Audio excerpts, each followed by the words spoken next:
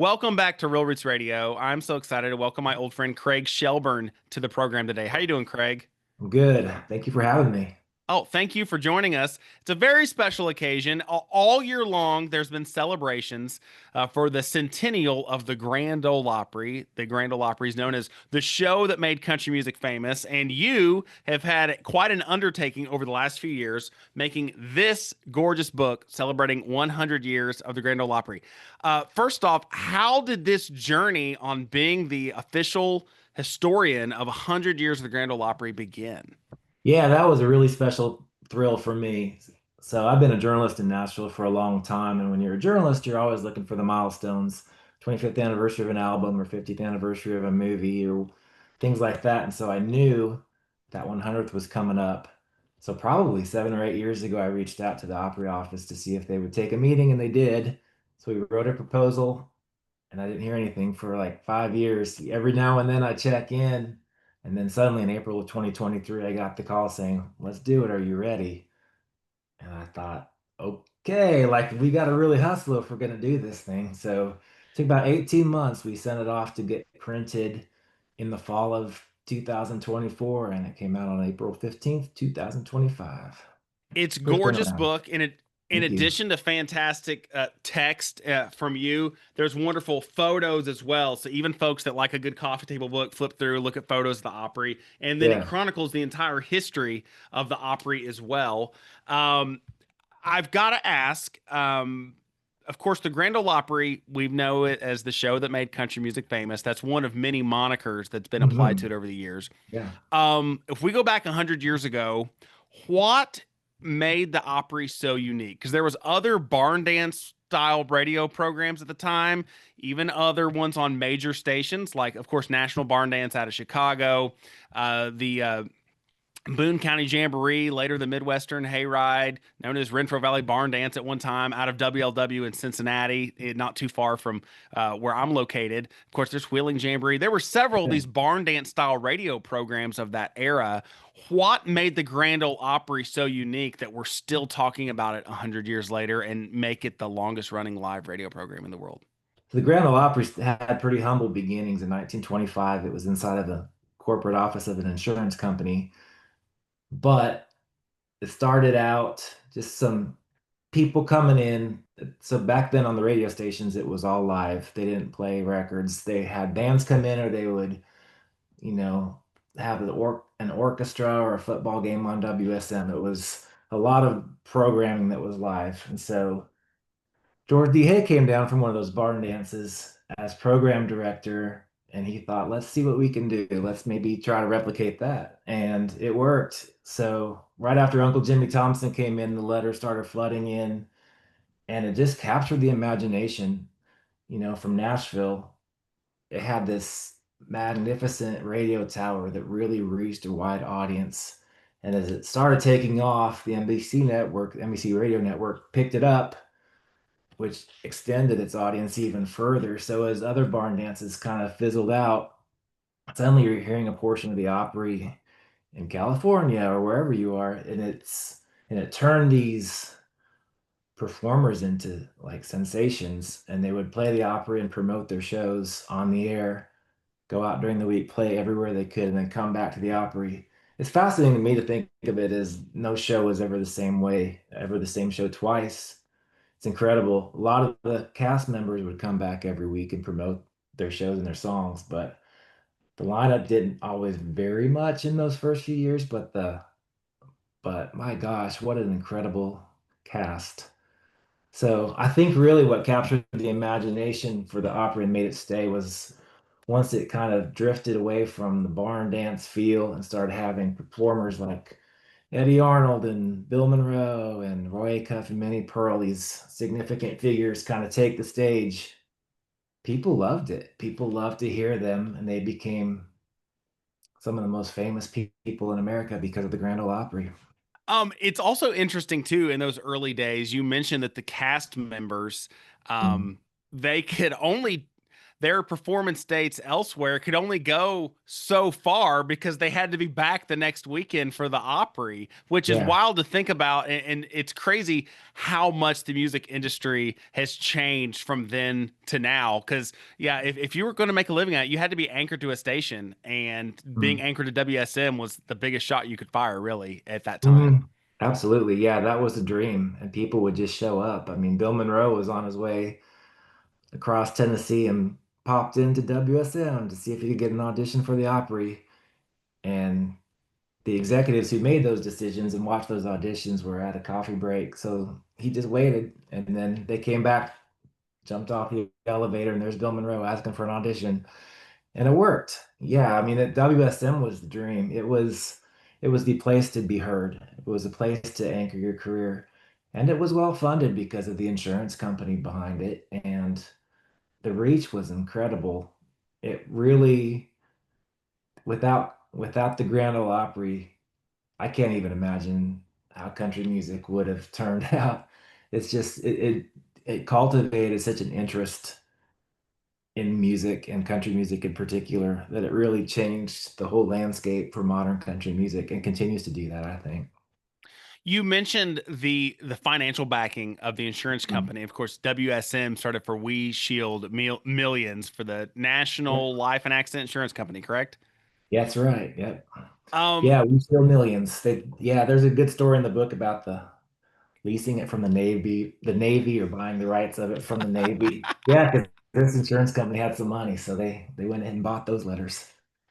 Even after, you mentioned other barn dance radio style programs kind of going by the wayside and the Opry having the financial stability of this insurance company, what is it about the Opry that, heck, we don't talk about that insurance company anymore, but we're still talking about the Opry 100 years later. What is it about the Opry that through the shifting, fickle sands of trends and market changes and changes in technology, changes in culture has made the Opry be able to withstand all those storms to where 100 years later it's still a big dang deal? Yeah, I think a lot of it has to do with the entertainment value. Like it's fun to listen to the Opry and it's fun to go to the Opry, especially appeals to families, it appeals to traditionalists, it appeals to newcomers in country music. Also with its location in Nashville, a lot of people can get to Nashville in a day, so Nashville has become and has especially now is a major, major tourist draw. So on Saturday night, the Opry was the place. It was part of the fun of putting browsing through the photo archive, seeing the pictures of the Ryman where people are lined up around the block to Yeah. get into the Opry. And, Reba told us in her interview about being a kid and going to the Opry at the Ryman, and Rhonda Vincent remembered going to the Opry as a kid. I mean, just there's something about going to it, I think, when you're young and feeling that moment and then carrying that with you when you have a family of your own and you take your own kids to it and then you become a grandparent and everybody goes. It's a family tradition, as they say. I think it does have something to do with the sense of continuity in your life, and everybody, I think that goes to the Opry has a fondness for it, and they remember that experience and what it felt like to see this radio show take place. And it's there's a lot of reasons it stuck around. And it's well funded because every corporation that has purchased it basically has invested in it and understood that it needs to be preserved. There's a few dicey moments there during some insurance purchasing where corporations were changing and not everybody was sure what would happen to the Opry because and WSM's parent company was absorbed by another insurance company, and that insurance company was like, well, we don't really want a radio show. We want the insurance company. So fortunately, that's when Gaylord stepped in and saved the day. So yeah, it's still amazing to me to sit in the crowd when I go out there and they say, "Who's never been to the Opry? Who's this? Is this the first night for anyone at the Opry?" And well over half of the people raise their hand Every night. every night. And I think this thing is still getting the interest of the greater population, and it's still so fun. I love to watch it. from the audience. I've been backstage a lot while writing the book, and it's really cool to see the curtain come up. But I love to be in the rows and watch the crowd to see how they respond. And it's just powerful to see every age group invested in the same thing. Yeah, it's a lot of young people at the Opry now too in the audience. When I look around, I think in the 90s it was kind of the elder audience that grew up listening to it, but now I'm 50 years old, and sometimes I feel like I'm the oldest person in the area, in the seating area. I'm like, this is really good to know. There's a whole new generation that will be thinking of this as like their golden era of the Opry. They're investing in it now. It's really special. It's a really good time. It was I know when I was growing up, of course, I've grown up around radio my whole life, but no Yeah. matter if I was out in the truck running around with dad on a Saturday night or Friday night as well, but especially Saturday night, no matter what was going on, no matter what the activity was, what's new CD he had in the CD player, if it was Saturday night, we were turning it in. No matter if it was 10 minutes to the grocery store, we turned on 6:50 a.m. to listen to the Grand Ole Opry. And even as a kid, I thought it was like magic that we couldn't hear that station during the day in Ohio, but Yeah. at night you could get Hmm. it. And so you could hear the Opry, which was the best part. So it was a huge deal. And it kind of went full circle for me. A couple months back, I guess is the most recent time the Radio Ramblers played the Opry. We were visiting my father-in-law in Tennessee, and we had to, I'm like, we got to listen to Opry. So like here I am with my little girl, we're sitting outside some ice cream shop feeding her ice cream, and I had the app, so we pulled it up Hmm. on since we were Yeah. outside, pulled up the app so we could listen to the Grand Ole Opry. And it's like, man, just have so many memories of riding around the truck or sitting at home listening to the Opry, and I don't know, but there is something special about putting it on the AM for sure. Yeah. That's still I my love preferred way to yeah. listen to the Opry if I'm going to be listening on the radio. Yeah, I do love the radio driving home sometimes, or if I'm in the first, sometimes I'll go on the Opry and talk about the book and drive home and listen to it on the way home and those later in that last hour of the Opry. It is fun to think, wow, this is happening in my hometown. I love it. So, yeah, it's wild to think. I didn't realize that the Opry went online in 2000. So really, it's not been that long that it's Yeah. been a worldwide thing, and that was Ricky Skaggs that brought it online. So, yeah, of the 100-year history, the Opry's only been international for one-fourth of that. Before That's that, you kind wild. of had to come to Nashville or maybe tune in on TNN for a while there. You could watch it on television, which is how I learned about the Opry, was watching it on TNN. When we look at the Grand Ole Opry, of course, two figures that always kind of seem to bubble up towards the surface when it comes to faces of the Opry, Roy Yeah, Acuff and Minnie Pearl. yeah. Why, for the 100 years of the Opry, are those the I would say, and I mean you can correct me, but would venture to say those are the two names that are going to be brought up the most when it comes to faces of the Grand Ole Opry. Why is that? Why do their legacies loom so large over the stage of the Opry's 100 years? Yeah, I think they were just so consistent. They were there a lot and they had friendships with other cast members, and then they would sometimes go into the theme park when Opryland theme park was around in the 80s. They just understood that you need to interact with this new generation of artists and get to know them and be friendly to them and take an interest in them. So I think part of the reason their legacy is pretty secure is because Roy Acuff made it a point to meet the Opry stars of the 80s, like Randy Travis and let's see, Vince Gill was out there a lot in the 90s. Yeah. Ricky Skaggs has a story. The story of Yeah, him standing on stage crying, listening to Vince yeah, Gill is yeah, still just etched in so many people's brain, in the yeah. mythos of the era. Yeah, and there's enough people that remember those interactions with Roy that his legacy's there. And then Minnie Pearl befriended so many people, and she's so funny, and she had the signature look, and she just had perfect timing. And especially on radio, because a lot of her jokes were just her stories. It wasn't so much a visual joke.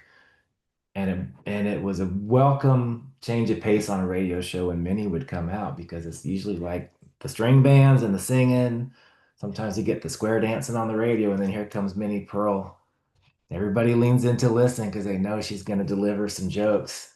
So it's been pretty interesting to see that those are the two, and they were both out there a long time, and they both died in the 90s, which was pretty dramatic. It was a pretty dramatic time for the Opry because Minnie Pearl died and Roy Acuff died and Grandpa Jones died and I think Bill Monroe died in the Hmm. 90s and Dottie West and like all these people that were mainstays of those weekend shows at the Opry were no longer on the Opry and it was I don't think I understood before writing this book how urgent that decade was and where the Opry was going to go next.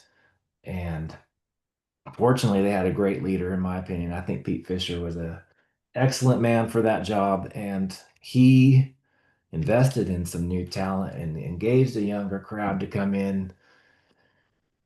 And suddenly you have Vince Gill and Trish Yearwood and Garth Brooks and Clint Black and Alan Jackson and Alison Krauss and Hal Ketchum. Like they're starting to bring in a new wave of artists. And now when Trisha Yearwood is out there, people go crazy. Like she's kind of gonna be the I dare say the Jeannie Seeley of her generation, where people are gonna wait for her to come out and sing. So it is it is interesting to think about those two. But then in the modern era, Porter Wagner, you can't do an Yeah. opera history without talking about Porter and Jimmy Dickens and the grand ladies of country music, Jan Howard and Jeannie Seeley and Jeannie Pruitt and Gene Shepard and Connie Smith. And yeah, there's just so many important female voices of the Opry.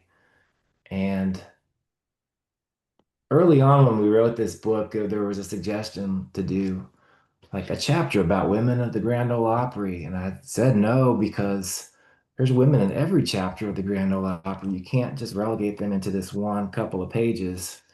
They're in there every page. There's women in every Opry show. So yeah, it is interesting some of these things that came up through the years that the more things change, the more they stay the same. And that was one of them, just how influential the female artists are to that Opry story. I mean, Minnie Pearl's just as famous as anybody.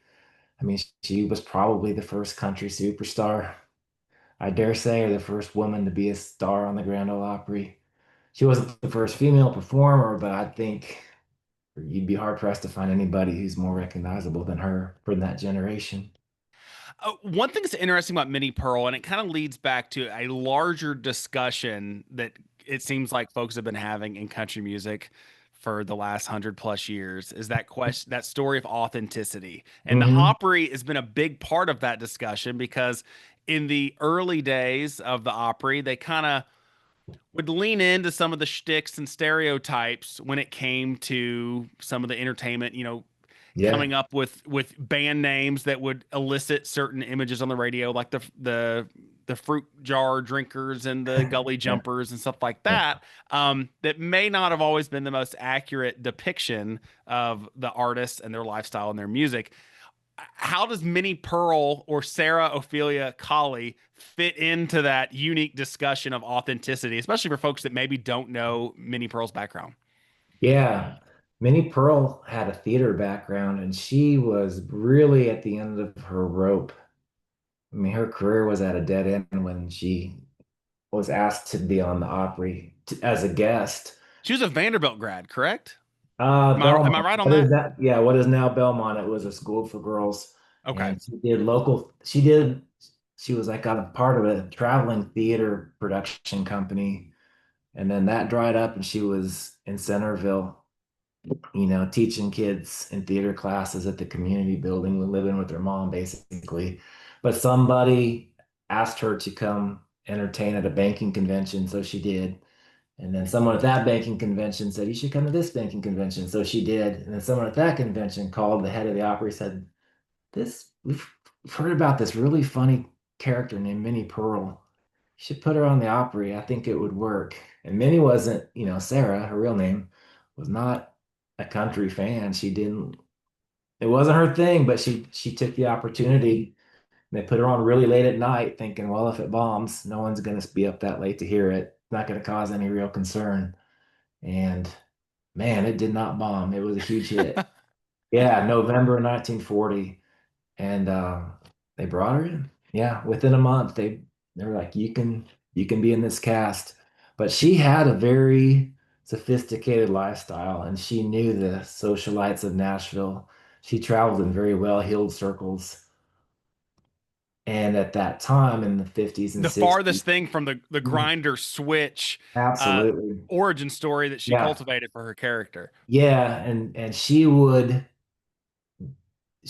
good about from what I've gathered from various interviews and reading about her, she was a really good bridge between the Opry and the Nashville socialite scene, like the socials. The Athens of the South side of town, right? Yeah, yeah, because there was some skepticism in Nashville because it's the state capital. We've got Vanderbilt. There's like a very wealthy, well-educated contingent to Nashville, but increasingly it was known as the home of the Grand Ole Opry with these hillbilly singers. How do justify that if you're trying to cultivate this sophisticated image of Nashville when every Saturday night people are lining around the block to hear banjo players? So the Opry engaged her a lot to kind of explain this is good for Nashville. It's good to have the Opry in Nashville. It's nothing to be scared of or mad at. And I think she was probably one of the very best advocates the Opry's ever had in terms of explaining its value. And she was there for pretty much the 40s, 50s, 60s, 70s, and 80s. I think her last appearance was in 90 or 91, so she had rarely been away from the Opry in those 50 years, and she was a Wow. very important figure. You mentioned the 1990s, and I was Yeah. going to ask this question, and maybe that's the answer. It's not all been roses for the Opry for Mhm. 100 years. In your No. research, what era or chapter do you think was kind of the hardest time for the Opry to sojourn through? And it's kind of a miracle they were able to power through it and get to the other side to Yeah, get the to. 90s were a struggle for sure. The 60s were a struggle because a lot of artists were realizing they could make more money out on the road on Saturday than playing for scale on a Saturday night show at the Opry. So a ton of performers were just not meeting the commitments of that era. In the 60s, you were expected to play a certain number of shows because you were a cast member. And if you didn't meet that requirement, you were no longer a cast member. You just get kicked off the show. So, like, how can you kick Kitty Wells off the Opry?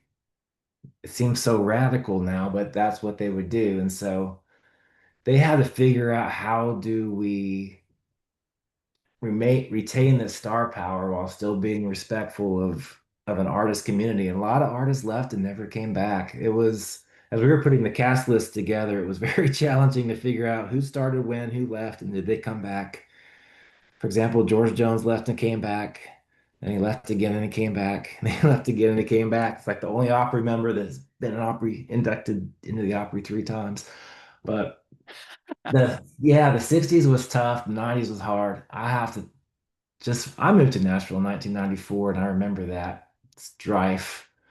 But I think since I've lived here, the hardest part for me to see was when the flood hit because it just wrecked that Opry House. It just Yeah. basically destroyed everything on the inside.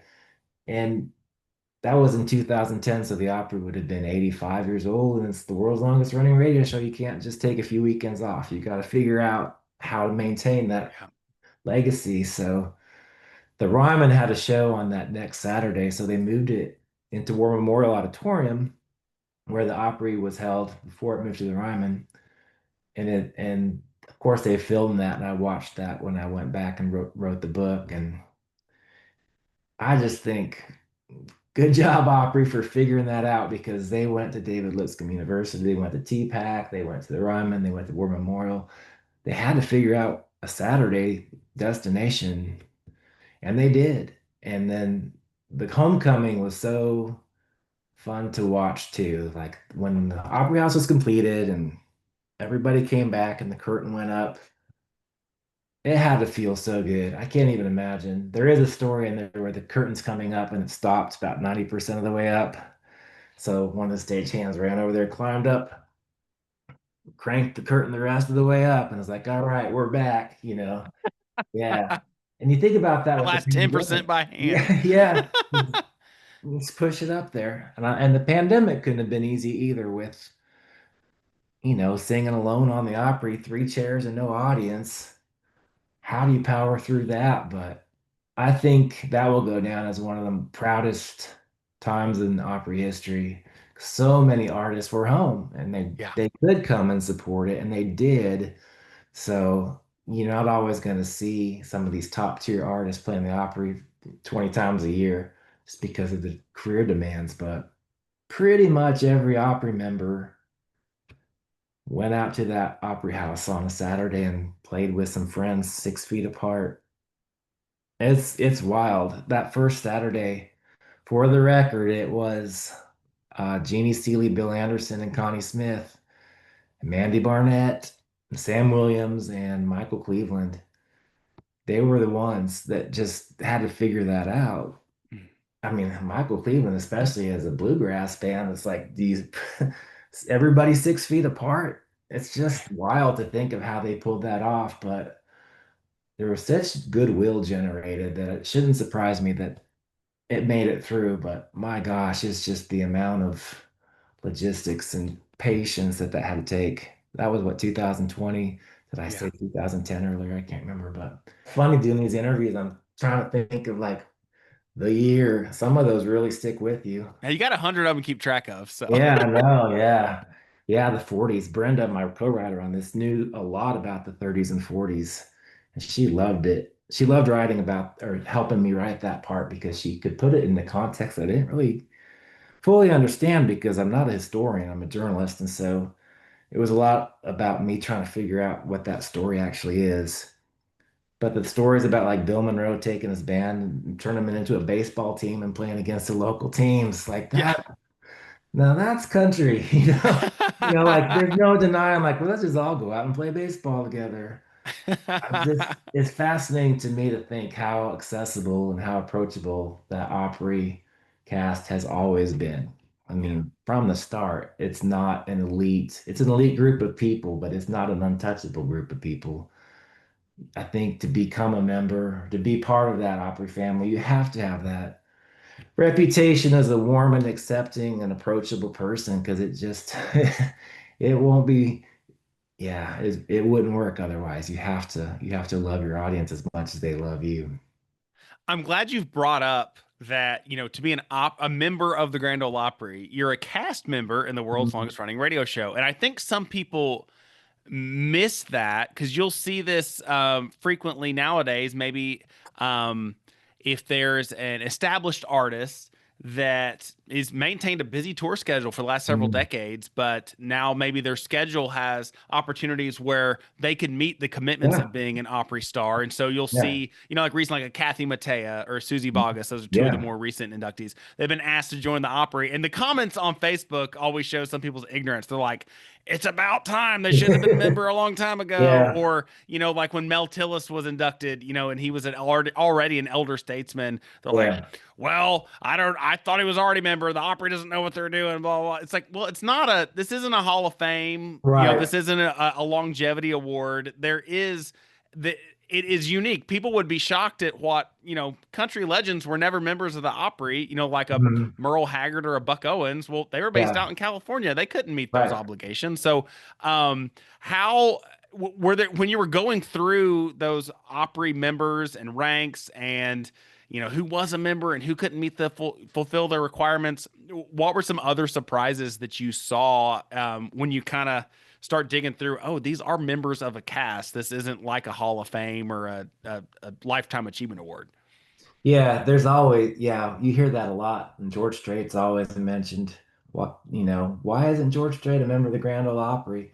But he did play, and so I interviewed one of the stage managers who had been there for years and years, and he was there the night that George Strait played and kept the program. And afterwards he heard his boss, Hal Durham, I think it was at the time. and they were talking about how good the show was, and Hal Durham said, "Yeah, I'd love to have him be part of the Opry." And I talked to the management about it, but he lives in Texas. He can't come play the Opry that much. Simple as that, right? Like if you know how the Opry works, it's like, oh, okay, Yeah. I get that. But sometimes there is this reactionary impulse to say the Opry missed this person or the Opry didn't get this person. It just it's hard to know.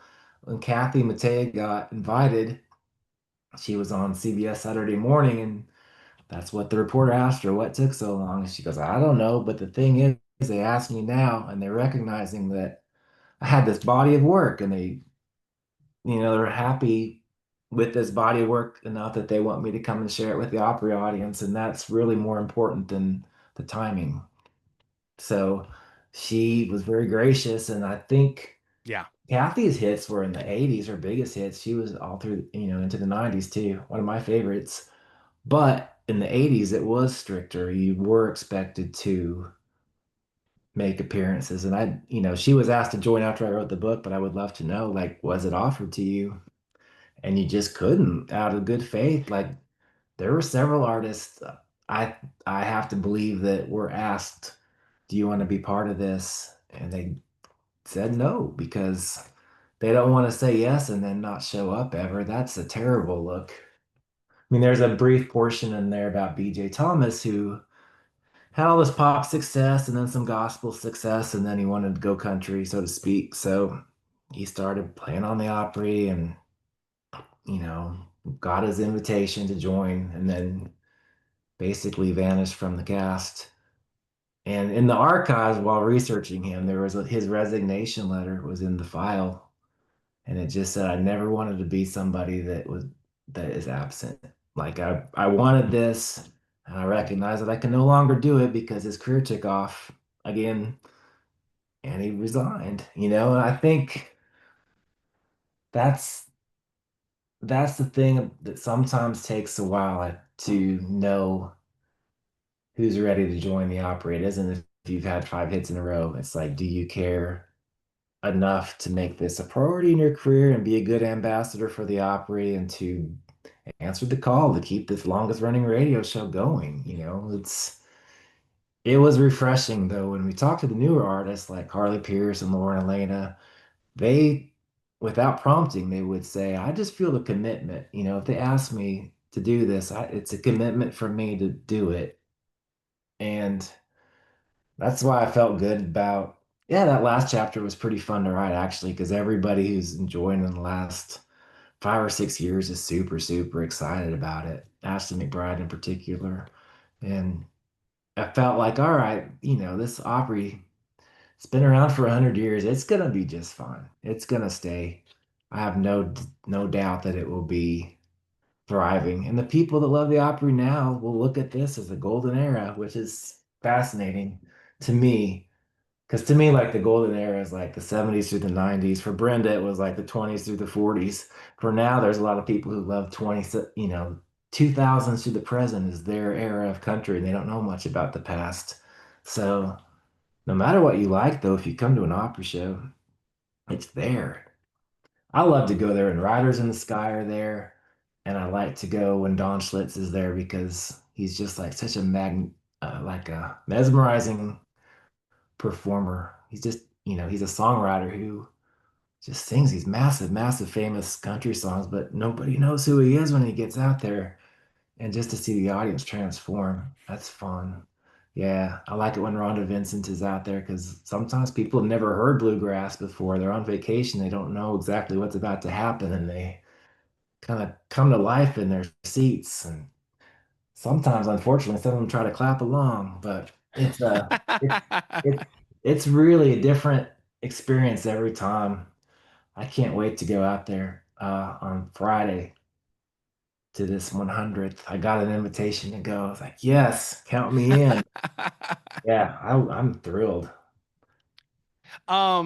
All right, so we're gonna do a little rapid fire here. All right, Okay. and Oh, some of this we've touched on, but okay. as we look at 100 years, you did an excellent job kind of divvying up these different chapters and Yeah. eras, kind of going through the 100, which I'm sure was tricky because time it doesn't break up into neat chapters Yeah. all the time. But Yeah. you I'm did an gonna excellent follow job. So along with you. I'm gonna go through hit the years and the title of the chapter, and I want you to tell me who were some of the first names that come to mind for the Opry of Okay. that era. All right, Yeah. it's a little Sure. tricky. And if you had a big picture thing that you think kind of like encapsulates that era, as Yeah. far as maybe a change in technology, a change in the music, whatever, once you hit us with it. Like so, we're gonna do a bird's eye view of 100 years of the Opry for our listeners. So we got Okay. 1925, the start to 1940.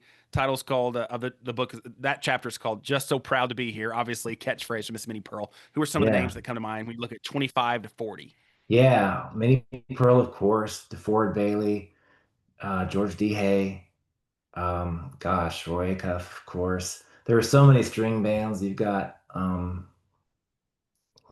who was it was the Possum Hunters and yeah, gosh, it's funny to think this is rapid fire. I think the 40s was just so interesting because it was new. Like radio was new. Radio in 1925 when WSM went on the air, radio was new. They had to convince the people at the insurance company it was a good idea to have a radio station. So I will say this, like there's so many young people that started this Opry. Like sometimes people think of the Opry as the elder statesman, but like when the Opry was new, it was all young people running the show, coming up with these ideas. George D. Hay wasn't even, he was a solemn old judge, but he wasn't really solemn or old or a judge. Like it was just people trying to pull it together and make it happen on live radio. And yeah, it must have been so fun. So that's kind of what I think of that first generation is just like, let's figure this out as we go and play some music. Well, you mentioned, people kind of young and figuring it out and it being such Yeah. a different world. I'm a big fan of the Delmore brothers. And, Yeah, of course, cool. they were on the Opry in the 30s for a brief time, like they were on several different stations. But um, I'm sure you've read Alton Delmore's book, Truth is Stranger Than Publicity. And he Yeah. mentions in the book about wanting to audition for the Opry and sending in a letter. And they say, all right, come this day, this time, and they didn't show up because that one person they knew that had a car had like a doctor's appointment that day. So they just like went the next time that their buddy with a car was free, and because they just didn't know any better, because the music Yeah. industry was that new that you kind of didn't understand, like, okay, if you have an appointment, you go. And there Yeah. was just so many things they talk about, like where it was just we use the term Wild West, especially now with Yeah. like college football, for example, Yeah. because it's changed so much. It was such the Wild West in the music business at that time, because the whole music business was in its infancy, including radio. So it's Yeah. wild to think what all they sorted out in those 15 years that would become norms moving forward. Yeah, and I think that was probably the era, the late 30s when they were at the theater that's now the Belcourt Theater. And they had the music librarian who was a very organized person try to control who was going on stage at what time and where's this band and you're on in 2 minutes. And so he figured out let's put these artists just into segments so that way they know kind of a general time frame of when they need to be standing there. And of course, being a smart corporation, the Opry, the WSM folks thought, let's sell those segments. And that's how the advertising, tradition started at the Opry, and it's still that way. There's still like radio breaks when you go to the Opry. So that was one of those happy accidents that worked. There's still, That's fascinating. yeah, yeah, Vito That's something we take Pelletier. for granted, but somebody had to be Mhm. the one to figure that out, and it Yeah, kind of was born out of necessity. yeah. I guess when I was reading up on it, he was just frantic because you're like backstage at a small theater and there's string bands and performers and announcers, and he's can't find who he's looking for. So they just figured, I need you here between 7 to 7:20. And that, That's and then, perfect. yeah. And then like, okay, that can be the hour presented by Martha White or, would come later. But I mean, all the things that people advertised back then, it was wild. It was like tobacco and milk and like when Old Crow got inducted, they got inducted during the segment presented by Jogging in a Jug. which I is remember jogging in jug. something you would drink that would apparently good for you, saved you from having to jog. So They were when I was the first memories I have of attending the Opry as a kid, they were one of the sponsors. And I remember as a yeah, kid thinking like, 'cause I would think of like a big orange like jug that you'd have on the yeah, side of like a sporting event for like Little League or whatever. I'm thinking like, how yeah. would you like jog in that? Like I remember in my head like thinking like I just always had an image of somebody like in big knee socks trying to like run up and down in a big gallon jug like that. Like, I don't get it. Yeah, When I was like yeah. seven. I think I might have said induction. It might have been their debut, but Catch Secor still remembers, jogging in a jug and welcome to the stage, Oak Grove Medicine Show. So, yeah, it's charming. It's fun. It's fun to go out there and hear things like that. Okay, next chapter we got 1941 to 1952, moving to the mother church, of course, Yeah, alluding to the Ryman. yeah. For me, I think about bluegrass. I think about that night that Earl Scruggs and Bill Monroe had that combustible moment, and that sound eventually became known as bluegrass. That was a little challenging to write because so many people have so many different theories about was it that night, what really happened. But unquestionably, putting those two musicians together changed American music. And it happened right there on the Opry stage. And I just think that's powerful, as Bill Monroe would say. That's powerful. But it's it's the Opry itself is famous, but for the fact that that's where bluegrass can be traced to, in my opinion, that's pretty magnificent too. So that's the first place my mind goes. What about, moving to the Ryman for the Grand Ole Opry? What what was it that made the Ryman such a perfect home and symbol for the Opry? Because it's hard to believe that now they have been at the Opry house Mm, longer than they were at the Ryman, but people yeah. still kind of view the Ryman as like home of the Opry. I guess you could say, people say we're going back home to the Ryman, when Yeah. they'll do their shows back there in the winter. What was it about the Ryman that just kind of made it solidified itself as such a home for the Opry for so many decades? Yeah, it was right downtown. Because It was people don't have the same affection for the War Memorial Auditorium. no, Like there's not that no. same connection. So what is it about the Ryman that endeared itself as a venue to so many people? Yeah, they moved in the Ryman in 43, I think. And it was there till 74. So it was there quite a while. But it's a beautiful building for one thing. The acoustics were really good. And I think among the artists, part of the reason they liked it initially is because it was just you had to kind of just get in there with everybody else and make it happen. There wasn't very little backstage area. And so you had to Still is very little that's backstage very area. limited. Yeah. Yeah, even though they've expanded, it's still pretty limited, but you had to just interact with each other and I think that's probably part of the reason people think of it as a family, that Opry cast, because you're really just on top of each other. The women just had one room, then they all went in there to change their clothes. So like Barbara Mandrell remembers being young, going into that room, and all these women are just getting ready. And Lori Morgan was a kid, of course. Her dad was on the Opry, and she would watch all this unfold. And I think some of those Opry stars of that era, you think about Hank Williams and Patsy Cline, and then into the 70s. So many of those country legends were at the Ryman. And then, of course, the story of the circle, moving from the Ryman stage into the center of the Opry House. And that's kind of carries on some of that mystique of the Ryman. And the fact, in my opinion, the fact that the Ryman is haunted, like that's very cool. That, the ghost of Hank You Williams can. say fact. I think Is it's it fact. I shouldn't, I guess the fact is not an opinion, but if you were to say yes or no, I would say yes, it is. I just think it is. There's too many artists, and I won't repeat their stories here, but too many artists brought it up in the interviews.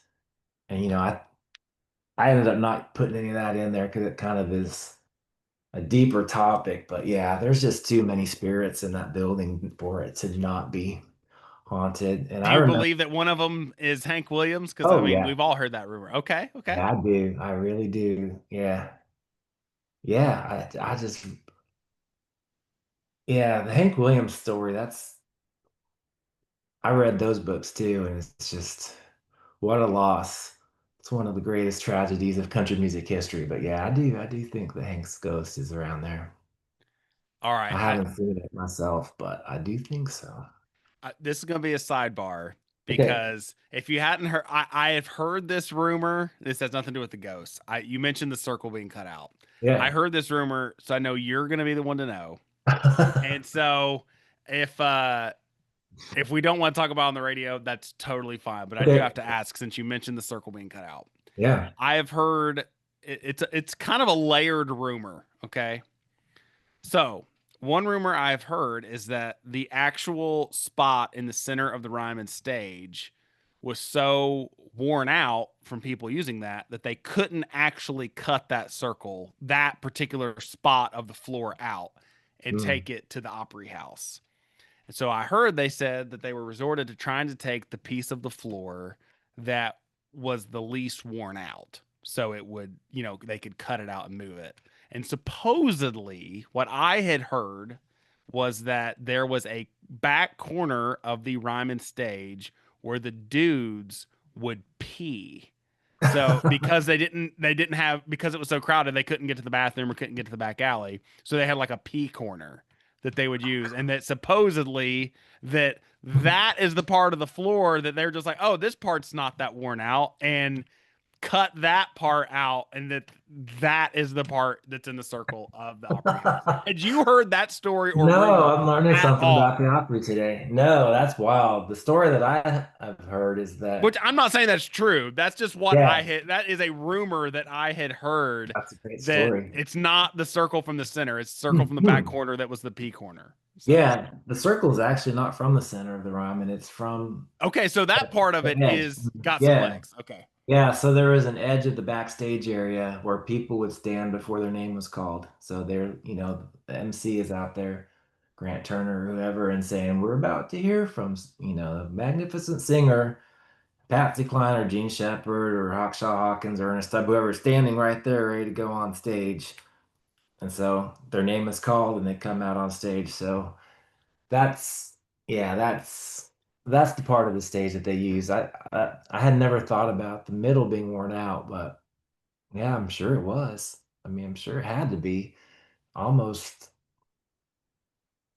trodden, well Yeah. trodden, but yeah, it is. It's the ramen boards, and they're actually maples, what I'm told, and not oak. So there's always that confusion too.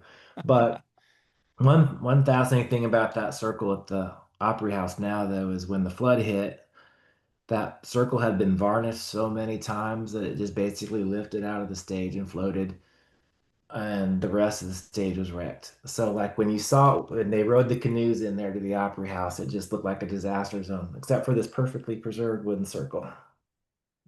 That's crazy. Yeah, yeah, yeah. Marine varnish is what Brenda, my co-writer, was. She was working at the Opry at the time, and because it was so varnished, it was thickly varnished. It just perfectly in shape. It's Wow. wild. Yeah, it wasn't lost because I mean, there's a river behind the Opry too. So like, if Yeah. that somehow floats out down the river, you lose the It's circle. But gone. Yeah. yeah, it's Wow.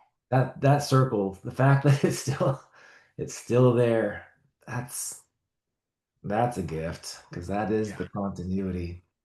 1952 to 1967, you know, it's this chapter is called The Golden Era, viewed by many as the Golden Era. Yeah, Who are some fast hitting names that come to mind, and why of all the eras, you said everyone kind of has their own personal golden eras, but yeah, historically, why is it referred to as the golden era? yeah. To me, I would have to say Marty Robbins is the one that comes to mind the most. I mean, Marty was pretty, I mean, he was extremely well loved, but he never was really controversial. He was consistent and he would close out the night. One time he drove his car onto the stage of the Opry. And when I read the book, when I was done, I thought, I wish I'd put more Marty Robbins in this book because he's so crucial to the story. So I couldn't add any words because it was our design, but I will say, like, the art team added a bunch of pictures of Marty Robbins to the book. So now like I feel like Marty's well represented in here. One of my Is favorite. I've always heard, all grown up, that Marty had to be on as the closer at the Mhm. Opry Yeah. because the crowd would go so wild and he gets so many encores it would knock the rest of the Yeah. night off schedule. Is that true? Yeah. Yeah. Yeah. So the opera was supposed to end at around midnight, and then you would go into the Ernest Tubb Midnight Jamboree, which was a live radio show just across the street from the Ryman. And so they'd be standing there, waiting to go on. But Marty Robbins loved to play, and he would play piano and sing and sing and sing and sing, and then Midnight Jamboree would just have to wait. So yeah, that's true. Yeah, that's somebody I wish I had met as well. And just the part about the golden era, though, is also just the fashion is so incredible to see the rhinestone jackets and the gowns and the hairstyles, and it's just beautiful. Like it's such a moment in country music history that it could never come back for have artists look that glamorous and that cool and shiny. And it wasn't ironic either. It was just like, this is what we're doing. This is how we look. This is how we dress to get your attention because back then at the Ryman, like you didn't have the big screen. You just had the painted barn backdrop. So you had to stand out. So that's, I think, why the rhinestones became such a thing because when the light hits you, you look like a star. They know where the focal point is now. So, yeah, this book is incredible with the photos. So as I wrote it, I would send the pages over to the photo archive and they would look for that moment that I was writing about. So now as you read the book, there's often a picture of that exact moment on the opposite Wow. page. So it feels like you're seeing this story take shape in addition to reading it. Yeah.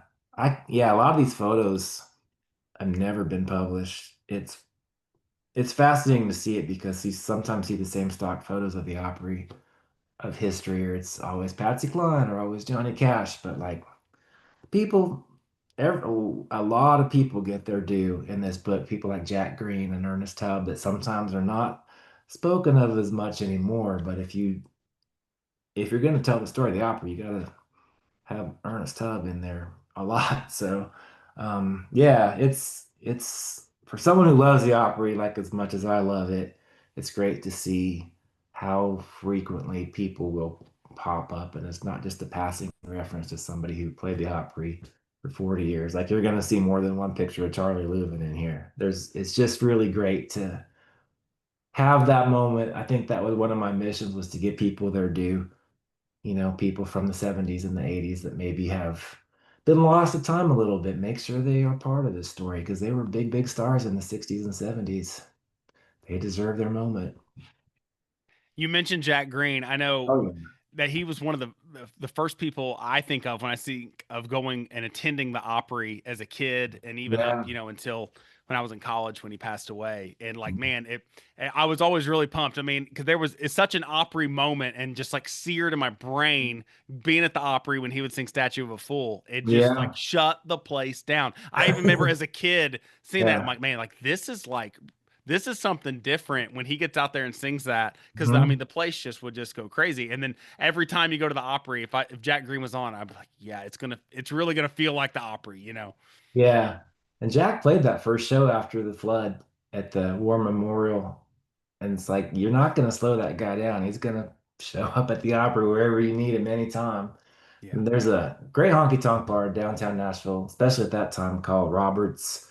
Hmm. And I was in there having some drinks before the opera one night, and in comes Jack Green. Like, I guess the opera must have been at the Ryman that night, and he comes in his rhinestones and he gets up and sings. I was like, this is the coolest thing ever. Just because he's around, like I'll get up there and sing "There Goes My Everything" just for you. So, yeah, that kind of artist really is the backbone of the Opry. People like Billy Walker and Charlie Walker and Skeeter Davis. It's those are some of my favorite memories of writing this book because you couldn't interview them. You had to either find their memoir or read newspaper clippings or figure out in context, like how do they factor into this? And it really underscored how there's not a timeline to join the Opry. Some people joined it, 3 or 4 times.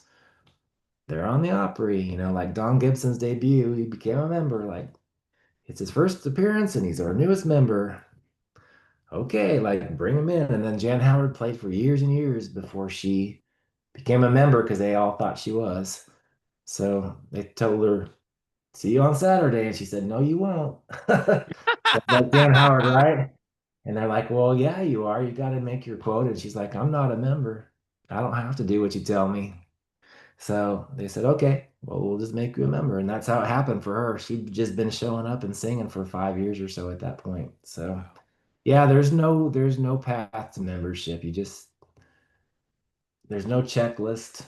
Yeah, I didn't dive into it as much. There's a section in there about membership, but it's impossible to explain it. It just Yeah. you Or just like Stonewall Jackson, if I you can correct me on this, but I believe he's of the modern, I say modern era, meaning like not talking about the gully jumpers and the fruit juice yeah, drinker, people from that era. Um, one of the only members that became a member of the Opry before they even had like a record deal or a recording yeah, contract, right? yeah. That guy just pulled up in Nashville and went to Acuff Rose. Hey, it's me, Stonewall Jackson. Yeah, and like they brought in Roy Acuff, I think it was. I think maybe Hal Durham was at the office that day. I can't remember, but he got an impromptu audition and I think what happened, he went to the office. They called someone at the Opry to say, come down and listen to this guy. And they did. And they're like, okay, cool. You can be on the Opry this weekend. And then he was a hit as a live performer. And they're like, okay, just come on in the cast. And it was such an anomaly, but there you But go. he's Like, Stonewall Jackson. That's yeah, that's another guy that yeah.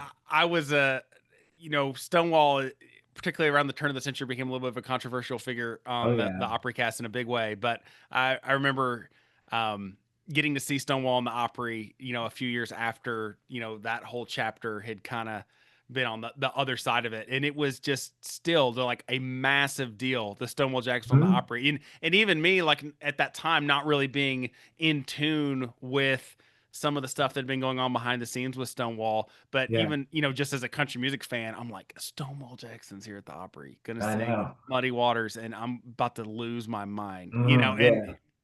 um I got to see him once too because he had a conflict with this certain general manager. I guess that general manager was on vacation, so there would be no backstage clash. So Stonewall was like, "Oh, I'll come play the Opry then." So you're right. When he took the stage, there was a response, and it was very, very warm welcome. Yeah, I mean Stonewall that he would have to credit the Opry with his career because no one knew who he was within a year or so of singing on the Opry, he had a hit and became Stonewall Jackson. So yeah, that's one of the great characters of country music, without a doubt. 1968 to 1977 is called The Circle. Why is that a fitting chapter for that era, and who are some of the rapid fire names that come to mind for 68 to 77? Yeah, that's when the Opry moved to the Ryman. So Hmm. uh, Or and moved from the Ryman to oh the Opry yeah, House, that's right? right. So yeah, that's when the Opry moved from the Yeah. Ryman to the Grand Ole Opry House and put the circle in the middle. Yeah, there was such talent in that era, but there was a period of time when the Opry wasn't inducting anybody. Like there was just like a gap of several years, and it felt very strange doing the research, like what was happening here. But I think they were just recalibrating and figuring out what to do. And then my favorite singer, which will maybe surprise people, but my favorite singer from this era is always John Conley. I love it when he's on the Opry. How the rose-colored glasses. I think he's just like such a cool figure that can get out there and knock it out every single time. He's not flashy. He's not, running out there to sing or running back off the stage. He just kind of strolls out there and does it. And the crowd loves it. It's interesting. I think John Conley is somebody that gets his due in this book, and NPR did a piece on the Opry and they interviewed John Conley and you think, he is an Opry legend by now. He's been there 40 plus years. He deserves his flowers too. So I think about him a lot. He told the story of how he got his name mangled by, can't remember who introduced him that night, but I think they didn't get it right. And he only sang like 3 or 4 times on the Opry and became a member because through his neighbor who knew somebody at the Opry, like, you should give this guy a chance. Once again, it's just like, okay, you can be a member. So John, yeah, John's pretty consistent out there. I think that he's an important figure. Then of course Barbara Mandrell is a very important figure at that time of the Opry too. And yeah, that would have been really fun to go see, to be in the audience that night in 1974 when that first night at the Grand Ole Opry House. The famous story about Grandpa Jones being told it'll be great, you're gonna love it. It's so much parking, and so he was reluctant, of course, to move from the Ryman. So he drives out there and can't find a parking spot and drives back home. Like he's having no part of this new Opry House thing. So of course he came around, but yeah, that's an interesting Grandpa Jones. I have a picture with Grandpa Jones from 1995 when I went to the Opry and he was out there, and I got a picture, which is great. So I think about him a lot, how he was one of those guys that kept it going. He would show up and play, and people loved to see him. And yeah, yeah, that was fun. Those people, a lot of them are still around in the '90s. So I feel fortunate that I got to be in the audience at that time. The shift, what were, you mentioned Grandpa Jones, Yeah, what were the prevailing attitudes when the Opry moved from the Ryman to the Opry House? Of course, kind of tying in with Opryland and yeah, kind of the Music City USA tourism boom that Nashville yeah. is experiencing. But what was the prevailing attitude on moving from the Ryman to, building this big shiny new Opry House, kind of away from downtown? Yeah, it was a split opinion. There were some that really were excited about it, and some, including Roy Acuff, that were very skeptical. It became part of a greater tourist attraction. One of the executives um, at one of the Grand Ole Opry executives had taken a trip to Disneyland, I think, and saw, no, he'd taken a trip to Houston and saw that the Astrodome was in the middle of Astro World. I think I have this story right. And the epiphany came like, well, we should put the Opry House in the center of a theme park. And that way it's part of something that's surrounded by an attraction that's going to pull people into the Opry. And so they bought this parcel of land out on the outskirts of town and built a theme park and put the Opry House right in the middle of it. It was very strategic, and one of the executives described it as like, I think it's Cinderella's castle in Disneyland, where it's like that's the focal point of this greater theme park. And man, it worked. It worked. Opryland. Yeah, if you ever want to make people go, make them tear up in Nashville, just mention the word Opryland and they'll say, oh, because it was huge. It was such a big deal, and it just closed for the wrong reasons, basically. As I was reading about Opryland, there was a rainy season that prevented several people from, prevented the audience for Opryland to go to the theme park a lot. So like because it was really rainy, not the attendance was down. It only made a couple of $1 million. They're like, well, that's not enough to keep it open. So let's just close it. It's like because it rained too much, you're closing Opryland. Like it's just sometimes you read these decisions and you think, what on earth? But now we have them all. But yeah, the Opry House, it's a it's it's definitely, especially after the flood and it got remodeled, it's world class now. I think Yeah. it's one of the best venues that I've ever been to, and I think it's deserving of the same respect as every other Opry venue, in my opinion. I grew up in the '90s watching the CMA Awards, and they were at the Opry House. Yeah. It's like hallowed ground to me. I don't think of it as the new Opry House. I think of it as Grand Ole Opry House. So it's yeah, it's I think as generations go on, it will be viewed even more that way. But I got way off track there. I think we were talking about the. No, no, no, you're great. And yeah, it is funny you mentioned Opryland closing so suddenly because My dad and my mom both remember, especially my mom remembers going to Opryland with her family when she was a Yeah, kid. You know, didn't go to the Opry and go to Opryland. And I yeah, remember when I was a kid, we were going to be going to Opryland, and I was really excited. And people don't understand that this is kind of before the internet. You know, so yeah, yeah, we yeah, I was a kid. I was like in elementary school, and we drive all the way down to Nashville, and we get to where Opryland's supposed to be, and it's all just gone. Like they were starting to build the mall, and we're like, Mom, they're like, where is it? And I'm like, we didn't get to go to the amusement park. We ended up going to the Opry or something, and then yeah. next time we got there, the Opry Mills was there. But I remember being so bummed out, and Mom and Dad were like kind of bummed, So, Yeah. It but was a fast decision. It was just like, yeah, we're done. I think it was announced in the fall and closed at the end of the year. So that's wild. yeah, yeah, it was. That's one of the decisions that probably could have been different or should have been different. But over 100 years, you're bound to make a few Yeah. wrong decisions, in my opinion. But yeah. All right, 19 I guess backing up just a little bit. 1978 to 1990. That era you dubbed "Who's Gonna Fill Their Shoes." Oh Um it yeah. it, it sounds like it's a little bit of a transitional period, and who are some names that come to mind?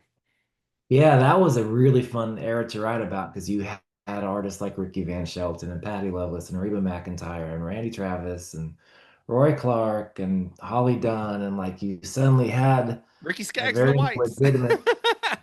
Yeah, the Whites. Yeah, I love the Whites. I really do. Yeah, you had this caliber of artists that were they really understood what the Opry was and what it represented, and they wanted to be there, and they understood how it factors into the whole story. And a lot of them went to the Opry when they were kids with their parents on vacation. So suddenly you had like a wave of people, especially like 86 to 90, a whole new wave of new talent that really freshened up the Opry. I think I titled that chapter that way because in 1985 there was a George Jones song called "Who's Gonna Fill Their Shoes," Hmm. which references the Opry.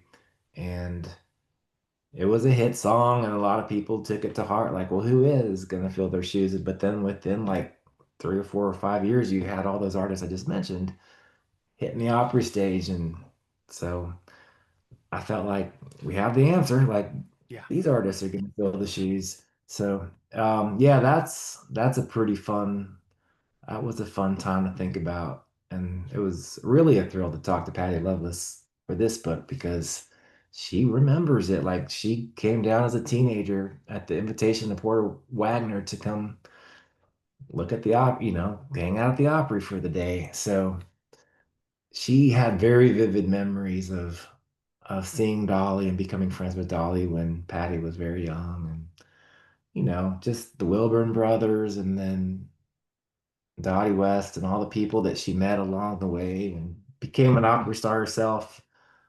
I think it was in 87.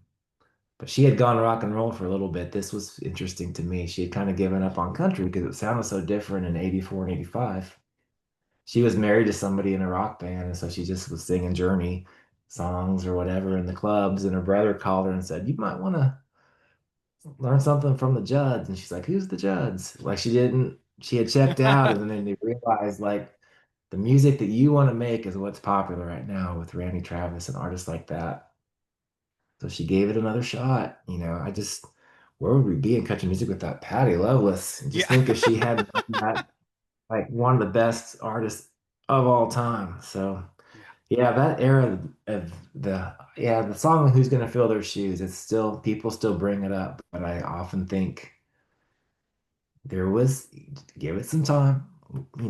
There's artists who will come along that will fill the shoes. So yeah, that was a fun one to write because that was when the Opry Archive had really there was a lot of stuff from the 80s that I could reference. There was a lot of things preserved from that era. So I felt like I could lose myself in those files for a while. And it was fun to look at the pictures, especially of 80s country, all the wardrobe choices of 80s country. I wouldn't say that's the golden era of country music. Of country fashion. Yeah, not country fashion. Golden era. A lot of people love that era, including myself, but maybe not the dress with the belt buckle wasn't the best look. um As we look at like the way media and technology was changing, when did TNN go on the air? Was that in the 80s? 83. How did that impact that era of the Opry? Yeah, so And the of course, we Opry, know that spills over into the 90s as well. yeah, the Opry executives were so reluctant to put the Opry on television because there were so many moving pieces. For the radio show, they just didn't think it would work to add a camera component. And the first time I went on the air was because of a PBS special. And so it aired it as one of those fundraising shows, and it did really well. And then it was another year before it went on TV again, and then that one did really well. But it became like once a year it was going to be on TV. And then TNN opened in 83, and the Opry was still reluctant to put the Opry on television. It just took some convincing, and I don't really remember why they finally went with it, but it was pretty much an immediate hit. It wasn't like the day TNN went on the air, the Opry went on the air too. It was just negotiations, I guess. But that opened up the Opry visual for the first time to thousands and probably millions of people in those days because TNN was a powerhouse in those days. That's when I found the Opry, was just watching cable television with my grandparents, and they loved to listen to country music and watch the Opry. So I think because of TNN, I think TNN deserves a lot more credit than it gets for being a major, major influence in country music history. I just don't think it can be overstated how important and influential TNN was because it just reached the whole country, and it brought country music into houses that wouldn't have thought of it otherwise, and it made these country artists up their game and how they looked and how they presented themselves. And the videos were kind of corny when they started, but then you've got Whoever's in New England, which is a great video. And it showed like you can share country music in a visual way. And then you had the countdown shows and the country dance shows and the news shows. Yeah, TNN, I'm very And it's we can't forget Shotgun Red. I still have yeah. my Yeah, there's some shotgun Shotgun red. Red doll put Yeah, up. I had one when I was yeah. a kid. Yeah, there's a lot of It, shotgun red in my childhood too, because it would always be on there with Ralph Emery, I think. And yeah, I've Ralph got a Emery. Shotgun Red bank, like coin bank, sitting on my shelf over there. I'll show it to you here in just a little bit. Yeah, So shotgun red. Just as a tangent, that's so odd because like the country music image, you want to be looking like you're at the top of your game, but like one of the biggest stars on your network is this little red bearded puppet that goes like, what message are we sending here? But the old people, but like TNN, love that show, and they love the Oak Ridge or the Statler Brothers show, and yeah, through TNN, I think country music reached a younger audience, but it didn't lose its older audience. It just expanded the audience. So yeah, thank you for asking about TNN. I just feel like they deserve an award or something. It's not around anymore, but I just wish that people understood that that was a major milestone in country music when that channel came out. well, and it transitions nicely into this next era of the book, Yeah, 1990 to 1999, because TNN had been on the air for a while then on television, yeah. putting the Opry, as you mentioned, visually into people's homes, and Mm. it seems like it's a good thing that a network like that had already kind of been around for a few years, because by the time we get to the 1990s, country music as a radio format and Yeah, as a popularity really explodes in a unique way for that era in that decade. And yeah, so having an outlet like TNN that was, pumping out the Opry and making sure they were part of that national yeah, conversation had to be really valuable for the Opry in that era. You have that dubbed the new tradition, 90 to 99. yeah. It Is was. that a fair? Am I connecting the right dots there, Yeah, or I think so because that's when you had Garth and Clint Black came out in '89. Garth's record came out in '89. Like that fabled class class of of '89? Yeah. 1989. But then, like, it wasn't unusual to have Garth at the Opry or Lori Morgan at the Opry, or these '90s stars would come and play it because it would reach millions of people at home on a Saturday. But then you would also see Wilma Lee Cooper on the Opry that night if you were tuning in. So it was a new tradition. Like you would get to see Alison Krauss on the Opry. Like I grew up in rural Nebraska. I had no chance of ever seeing Alison Krauss do anything anywhere. Like I was pretty much in the middle of nowhere. But seeing artists like that on the Opry stage playing traditional country music or bluegrass, I mean, it's just, I think that's why I called it new tradition because it felt new, it felt special, but it felt like just a continuation. It didn't feel like they were reinventing the Opry. It really respected the tradition of the Opry. Yeah, the 90s, the people that came to the Opry in the 90s, I mean, some legendary people. Vince Gill in particular, all props to Vince because he's like the biggest advocate for the Grand Ole Opry probably since Roy and Minnie. Well, maybe I shouldn't go that far because Porter and Bill Anderson, people like that, were very vocal, and little Jimmy Dickens.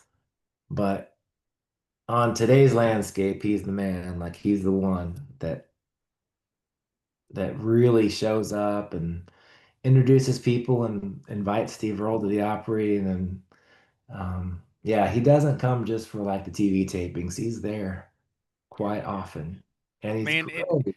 He's I'm so glad you good. mentioned that too, because I know, we've mentioned my dad a few different times. I know the night that Joe Mullins and the Radio Ramblers had their Opry debut, Vince was playing that night, so it automatically made it Mm, that much yeah. cooler that Vince Mhm. was there. And of course, there's a reason Vince was in room number one in Roy Acuff's Yeah. room, because and every time Vince is there, that's where he's going to be, because Yeah. he's kind of kept that, kind of picked up that mantle and kept it going as far as welcoming people into the fold. Yeah, and as you know, as you mentioned with Roy Acuff loved When I Call Your Name. Like he loved that song. So he and Roy Acuff became friends, even though there's a significant age difference, but they found a connection and Roy trusted Vince to keep that tradition going. I mean, you can't understate either how important Vince is to the Opry story. It's been great to see him get his due lately. It seems like people are understanding there is a legend in our midst here. Yeah, Let's not overlook his contributions. yeah. Yeah, one of the best. And he's great when you see him backstage. He's just like, hey, guy, like he'll talk to you, take a picture, just that door's always open if you want to pop in and say hello. He's very gracious. Yeah, backstage at the opera is like my favorite thing to do. I don't, I'm not gonna barge in on anybody, but it just feels like, man, this is great. Like I'm in the middle of living country music history, and you're walking by, and Del McCurry band is in there warming up, and it's just like Del McCurry band's in a dressing room playing like this, and only four people are watching it. It feels like a pre-show in some ways. Yeah, I love it when bluegrass is at the Opry. I love it. I love it when I'm in the crowd and everyone's like, I don't know Del McCurry band, they're welcoming to the stage, and then and then yeah, it's like you put it on blast. That's just so great. Yeah, it's fun. We mentioned, you alluded earlier to the 90s at the Opry, as Yeah. far as, almost like a changing the guard, people like Roy Acuff, Minnie Pearl, Bill Monroe passing away, and seeing, that new tradition is appropriate, because I mean we think of the new traditionalist movement, but also that new guard kind of, stepping up. I couldn't help but think, I think it's the intro to the Bill Monroe biography, "Can't You Hear Me Calling," and Mm, it talks about, being at Monroe's funeral, and I mm, think it says front row. You had Vince Gill and Marty Stewart and Ricky Skaggs, and all three having come from bluegrass and finding country success, and seeing about kind of like, okay, the image of, Monroe's passed away. How are you yeah. guys going to keep things going forward? Not just with his legacy, but when we brought it out to the Opry in general, and then now here, 30 years later, those three are three of the kind of pillars of the Yeah. Opry community. They are. Yeah. I think of those three as I've always been looking on the lookout for a night when all three of them are on the show. It's like I got to get out there. I got to hire a photographer. Like this is a moment. Yeah. But it is interesting. This is sort of touching on what you said, but there was when we got this book deal, we started lining up the interviews, and within like 2 weeks of getting the book deal, Bobby Osborne died and Justin McReynolds died, like right next to each other. Mhm. We lost that moment. And shortly after that, we interviewed Alison Krauss, who came in just on an afternoon just to hang and talk to us. Um, and we asked her, like, do you feel like that torch has been passed to you now that we've lost these artists? And she goes, you can't pass the torch. Like, that's gone. These, it was just so heavy to think like when you lose those voices, you don't get them back. And the Opry has to continue and figure out how to forge ahead with a vision and a long-term plan, but also that night show. You've got so many priorities. I think that's part of the reason so many Opry artists are loyal to it because they see how hard they work at the Opry. And there's a lot of respect for the team in addition to the legacy. So yeah, that was a good day when Allison came in because she had good memories and she was really honest about like if she didn't remember something, she would say like I was just a kid, like these things were happening to me. I didn't quite understand what it was. Like they brought her into the office to ask her about becoming a member, and she's like, I didn't really quite grasp what was happening, but watching those, I mean, Allison, TNN days, Allison was on there pretty often. And there's a lot of, gosh, if I could get my hands on that bluegrass archive at the Opry, like the video archive, there are so many all-star bluegrass nights at the Opry, and that I would watch privately. And I'm like, this has to get, how do I get this to the masses? Because it's just like, and they're all like young, in the 90s, they're all the peak of their career. And it's so fun to see that teamwork in the 90s and early 2000s is just as strong as it was in the 40s and 50s. This sense of collaboration, and we're putting on a That show, you know. camaraderie and yeah. Yeah. Yeah, it's all for one, and I think that's definitely a through line of the opera story. It's a very much a team effort and we're all here to help. And some of us, Dolly doesn't play the Opry much, but she talks about it all the time. Same with Reba. She's out there talking about the Opry, even though she doesn't play it all the time. There's different ways you can spread the message. So it's interesting to me that pretty much everything that we asked for this book of artists, the artists were willing to do it or carve out some time. I mean, Dirk Bentley like was about to go on a hike and he's like, I want to talk to you about this because I know you're on deadline. So I'm just gonna do it while I'm hiking. So, kind of get an out of breath interview, but he wanted to make sure that Yeah. he was able to be part of a story like this. So yeah, it was really fun talking to the artist, making them cry, making them You mentioned nostalgic. Yeah, they got you mentioned Allison with the yeah, 1990s. I yeah. know at the time she was inducted, she was the youngest member inducted. Is that a Hmm. record that still holds true today, or has someone eclipsed Hmm. that? Gosh, I don't know. There were times when it was. Yeah, there was a period of time where I was like, she's the youngest member. Now she's the youngest member. Now she's the youngest member. And so I don't remember when that pattern stopped. So I'd have to go back and look. But she was what? I don't know how old she was when she got inducted. Yeah, sorry, can't. Oh, Wish I no knew. worries. I don't know. No Yeah, worries. but she was really young. Yeah. She loved the Opry. I mean, she loved going out there and taking pictures. She said the first time she went to the Opry was for like the National Grand Champion Fiddle competition. Just, just taking pictures of everybody backstage of the famous people that she recognized from seeing the Opry on TV. So you think that's so cool. Like Allison was a fan before she became the Allison Krauss. She's just back there snapping pictures. It's a lot of people went to the Opry before they ever became members. And Yeah.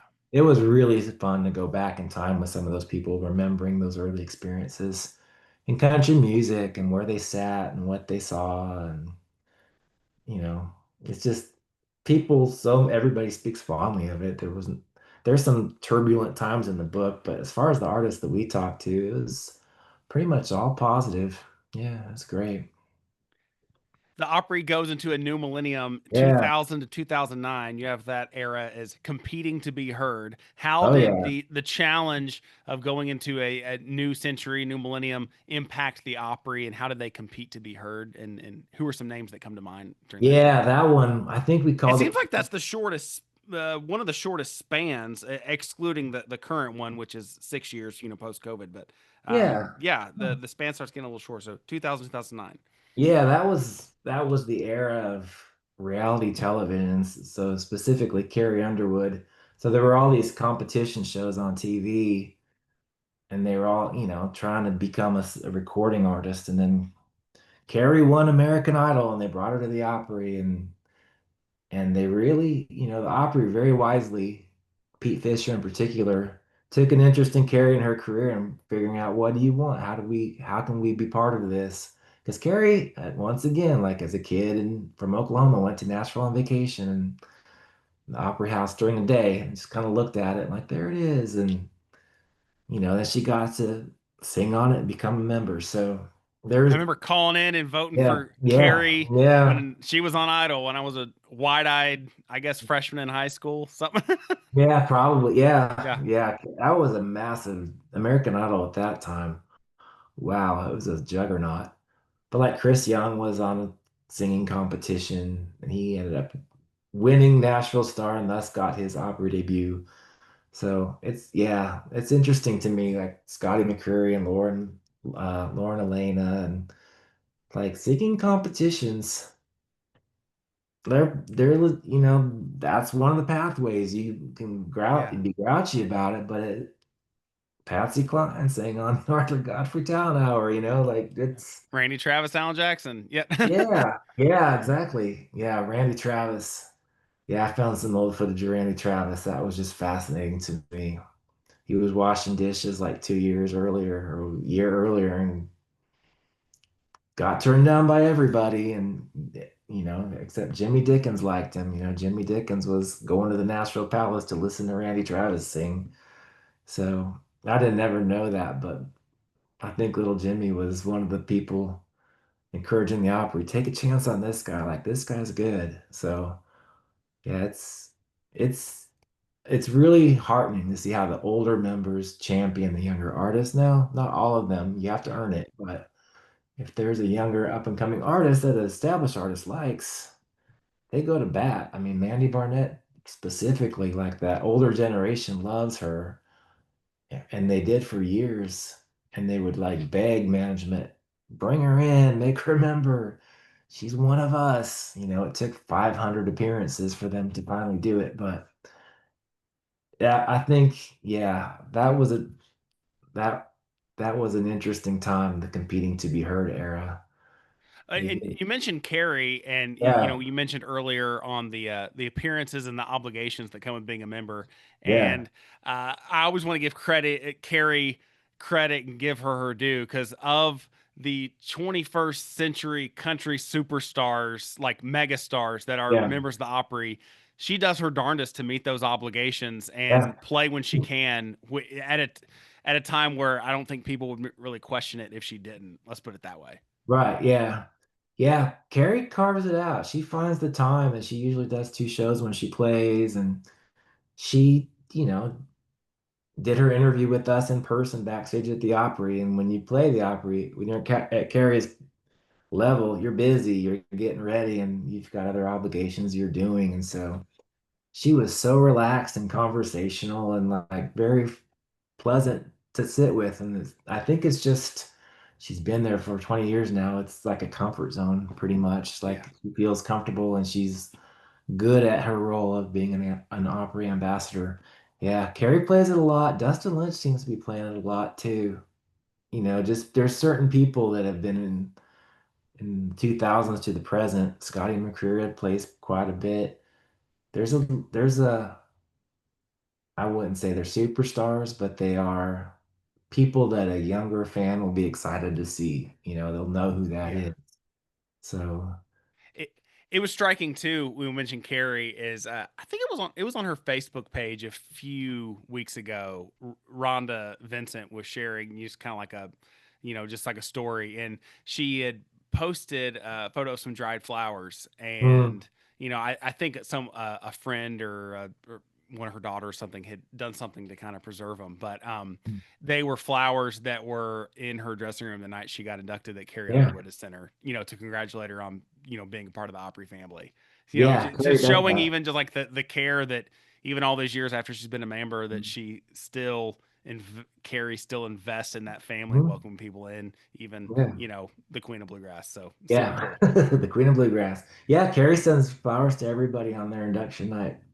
I That's had cool. several members say, you know what, do you remember about the night you were inducted? And they would give some memories and like, and Carrie Underwood sent me some flowers.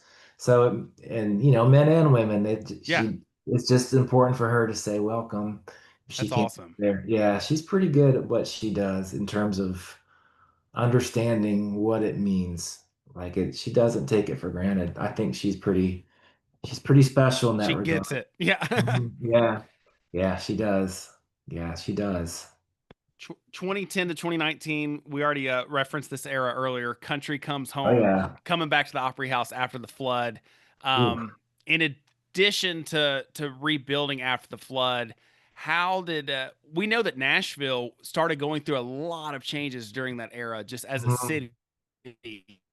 Yeah. You know, we everyone talks about how Nashville has exploded over the last 10 to 15 years, and so that's hitting squarely in that time period. How did Yeah. that change the Opry?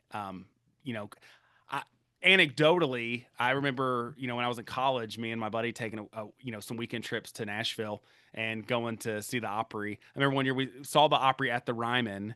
It was a jam-packed show. I still remember it was Marty Stewart, and Marty Stewart had Paul Schaefer as a special guest that night. It Oh was Paul wow. Schaefer's Opry debut. He's a surprise guest, played piano and Fun. talked about listening to Opry as a kid.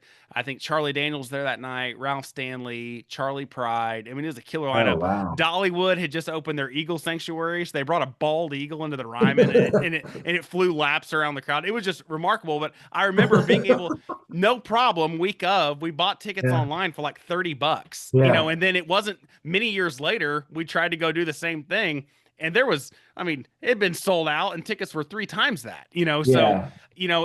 and a lot of that coincided with, the tourism boom that Nashville experienced again. How did the Opry remain constant and grow during a time when there was so much clutter in Music City in particular, 2010 to 2019?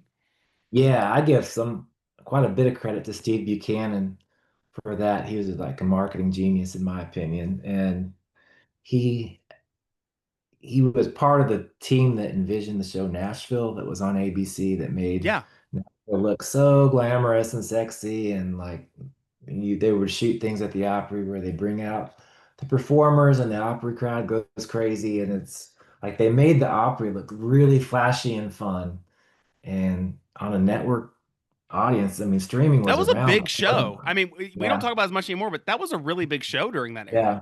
It And was it how many seasons wasn't, did it run? 7 seasons, I six think, yeah, seasons? maybe, yeah, it was on ABC, I think, for four. and and then Taylor Swift was popping. She was really getting some headlines and getting some attention, and then Nashville just became a focal point after the flood too, because it got a lot of coverage of how many people helped. Like it's the volunteer state, but in Nashville, that flood hurt every neighborhood basically. So people that you didn't even know were helping you try to get your life back on track. And, and So I'm sure I remember at the time, it might not hold true now, but at the time, the Nashville flood was the costliest non-hurricane natural disaster in U.S. history. probably. And I mean, I don't know if that still holds true, but I know at the time, I mean, it was that devastating. Yeah, it was really it really was devastating for sure. But I think with Taylor and the flood aftermath and the show Nashville, just the city it was top of mind for a lot of people. And then when the Opry House reopened, there was a network special on NBC and then the advent of Facebook and other social media started showing what the Opry was like, and people could hold it in their hand and see it and think, wow, that looks fun.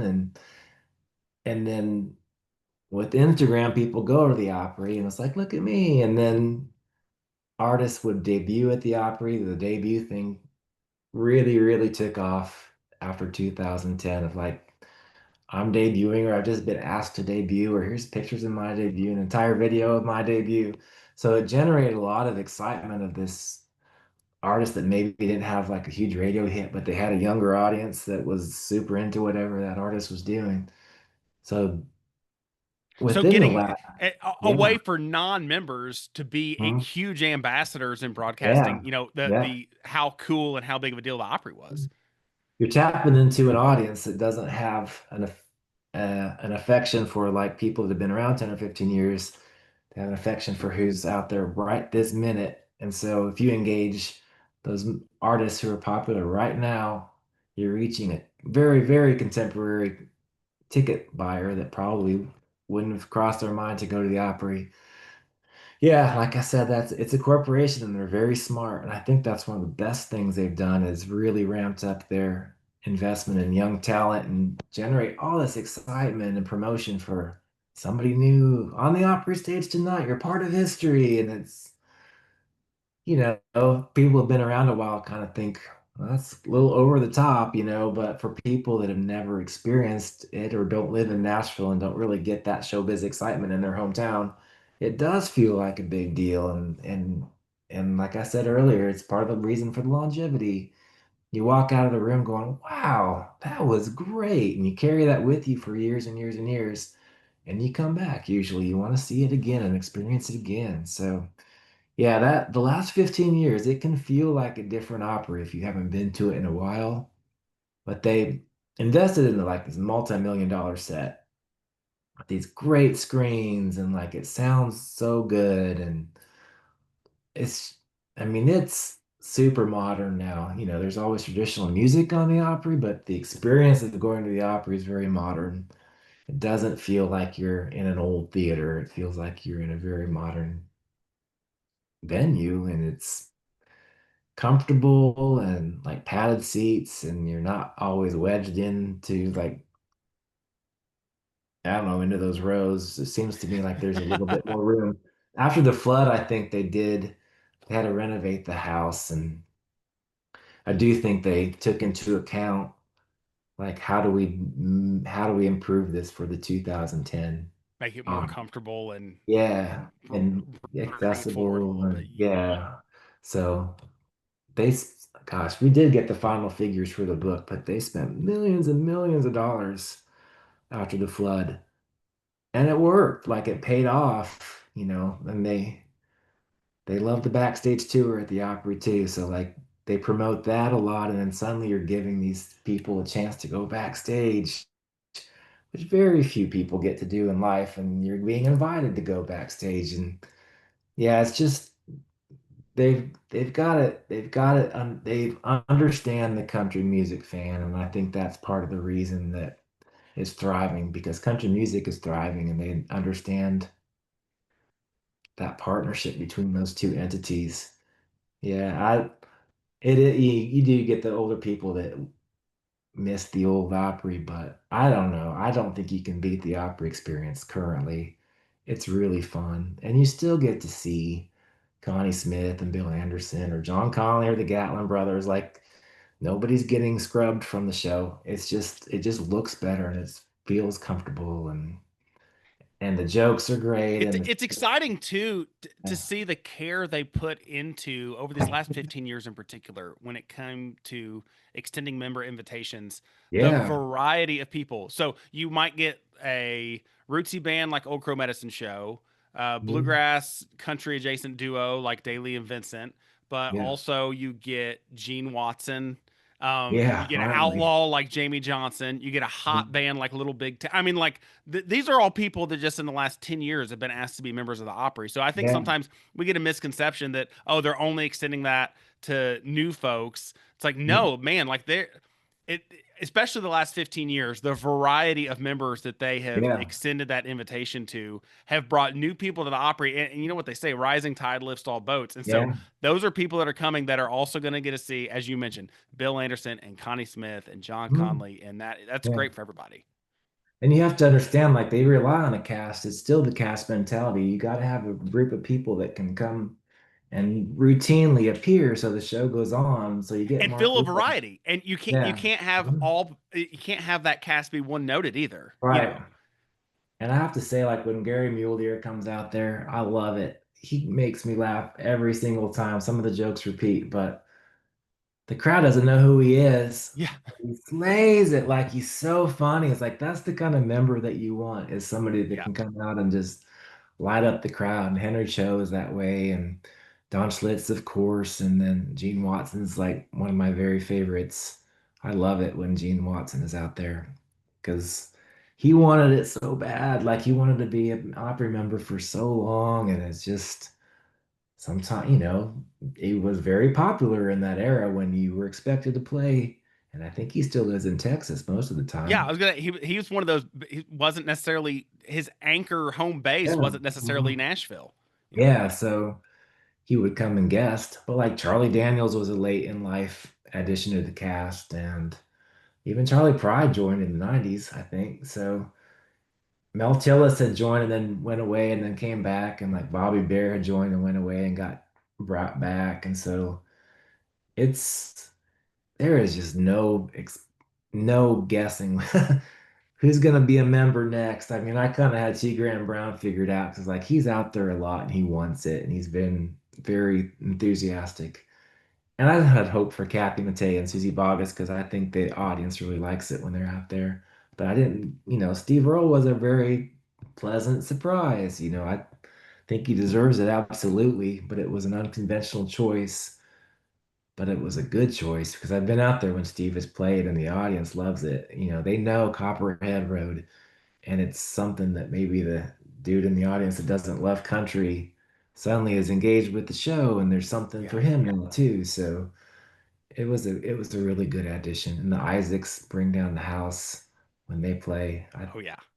I don't think the average person in the audience knows who that is, and then it just mesmerizes people Yeah. how good they are. And yeah, it's the Opry is the main character of this book, of course, but just that supporting cast, it's great. There's rarely a night when you're out there that's like, oh, I think I've seen all these people. There's always somebody there I haven't seen. A lot of debuts make that happen, but yeah, there's not really any dud lineups lately. I think everybody wants to be part of it. we kind of ended up going into the last chapter of the book. It's called Unbroken, 2019 to 2025. We Oh just yeah. did a heavy hitter on so many of the new members, and we can't, to me, can't think of Opry post COVID without thinking of the Queen of Bluegrass, Miss Rhonda Vincent, Oh because yeah. it's mentioned Rhonda holds the record for the most time between her Opry invitation and her Yep. Opry induction because the world shut down like 2 weeks before her induction was supposed to take place. So, Yep. uh, I, what is it? 2 years between the two, something like It was that. pretty close. It was pretty close to two, I think. Yeah. Yeah, she was one of my favorite people to interview because it's been part of her life forever. And Yeah, and we really went deep and it surprised me how long that we talked because when I would book these interviews, I would do a lot of research and just kind of hope for the best that we would hit most of the topics. But I can't remember if she came to us after her performance or what, but we talked for a long time. No, I think she came in at like 5 o'clock knowing that she would be singing at 7 because she came in fully dressed for yeah, the performance. And yeah, she talked about singing on TNN when she was on You Can Be a Star and then like singing with Jim Ed Brown for a while. And then when she was on Giant Records and Go Out There, and we had some footage that we got to watch. And, she talked about how much it meant to her dad that she could share that Opry memory and obviously her brother and her mom. And she she did say like her proudest moment. Well, we were talking about bluegrass, and she said one of the proudest things that she's ever done is that she helped Sonny and Bobby Osborne get together and sing again. yeah. And she told us the whole story of how she did it. And I thought, that's so important to put that down in history in the archive. Not every story makes the book, but Yeah. from the firsthand account of Rhonda explaining why that mattered and how she did it and what it meant. And she got emotional too because she realized like that was a long shot to get Yeah. those two guys out on the stage together for a taping, like for a Yeah. filming. Uh, and she did it. So yeah, Rhonda's out there a lot, and she'll sing Rocky Top, of course, or Jolene, but like she'll deliver something like driving nails in my coffin, or she'll throw it back. Um, she's super high energy, and I've noticed that she's often the first person on the show. Like the curtain comes up, and there she is, and Yeah. she's perfect in that spot. She's a really good opener because she delivers that energy that you need because the excitement is in the room. So yeah, Rhonda was a really good choice. Yeah, she And, is and Rhonda's one. one of those too that I had to be there for her induction. You know, Rhonda Yeah, is a great friend, and listeners of our station know that she's yeah, on the station frequently or pops in anytime she's in town. yeah, Rhonda, like I said, from a personal note, she's so generous with everybody. Just yeah. I've Mhm. no matter how big you are, how small you are, Rhonda is always going to take time and just be generous. And so I know when I got to see a friend like Rhonda have her dream come true and become a member of the Opry, Yeah, like I've got to be there to support there. She's been so supportive of everybody, myself included. yeah, That so to see her dream come true and to almost to the point where she said she had gotten resolved to the fact that I'd wanted to be a member of the Opry so long, and she kind of had resolved to the fact that, well, if it hasn't happened by now, it's probably not going to happen. That's a dream. I'm just going to have yeah, to kind of put on the back burner and just not everything happens. And so for her to know, for her to hear her talk about how she had kind of just come to grips with the fact that maybe it's yeah, just not in the cards to be an opera member because you kind of do the math. I probably would have been asked by now, and then so for right. that to see that happen, and that's one reason watching her Opry, the video where Xenia asked her to be a member, is so exciting because she said that like that was by far. People say, "Oh, it's the last thing I expected." She like was the last thing she expected because she had come to grips with the fact that okay, Mm. it's just not in the cards. And so to see her, someone that it's hard to surprise Rhonda. She's usually the surprisee, not the one being surprised. That it's I don't know, is really exciting to see her Yeah, dream come true. For someone that there's so many. When you have a career storied as Rhonda, there are very few like firsts that you could have left. And so to yeah, see, man, being inducted as a member of the Opry, I mean that's the dream. And so yeah, to see someone with her status and that it accomplished everything have that yeah. checked off the list is really cool to see.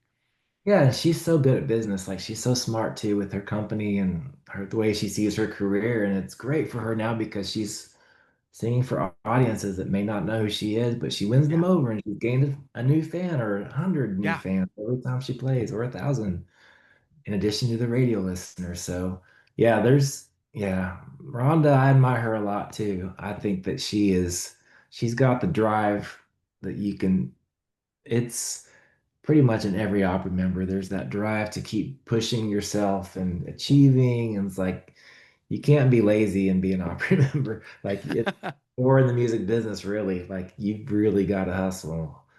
And I've seen that in her from the start because I was in the national 90s when she was on Giant, and it's like you can tell she's got the hustle, Yeah. and she reinvents herself, and yeah, I got a lot of admiration, and she'll be there till she's 80. She'll be out there singing. There's no question that she'll never retire from the Opry. I don't think. I can't imagine that she would. Yeah. Craig, I really appreciate the time chatting Oh about this. yeah, The thank book, you. 100 Years of Grand Ole Opry, is gorgeous, must have. And as people are filling out their Christmas list, there you go.